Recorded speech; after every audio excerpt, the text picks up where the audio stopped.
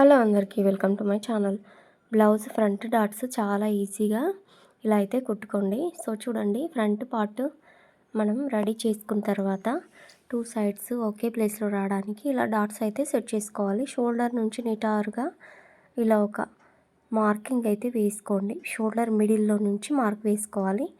అలాగే ఈ హుక్స్ పార్ట్లో కూడా మిడిల్లో మార్క్ వేసుకొని ఇలా వీడియోలో చూస్తున్నారు కదా, ఇలా కరెక్ట్గా షోల్డర్ నుంచి మిడిల్లో మార్క్ వేసుకున్న తర్వాత అటు సైడ్ 1 ఇంచ్ ఇటు సైడ్ 1 ఇంచ్ మార్క్ వేసుకోవాలి.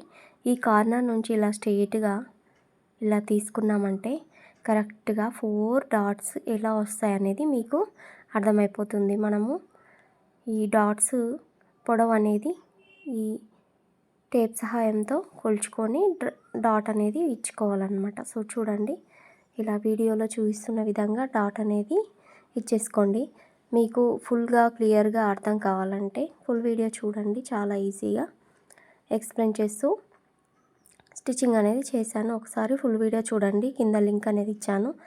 అలాగే ఇప్పుడు ఈ వీడియో చూసే వాళ్ళందరూ ప్లీజ్ నా ఛానల్ని అయితే సబ్స్క్రైబ్ చేసుకొని లైక్, షేర్, కామెంట్ ఇవ్వండి. చూడండి, 2 సైడ్స్ ఒకే ప్లేస్లో డాట్స్ రావడానికి ఇలా అయితే నేను చేస్తాను. వీడియో నచ్చితే లైక్ ఇవ్వండి, షేర్ చేయండి, సబ్స్క్రైబ్ చేసుకోవడం మర్చిపోకండి.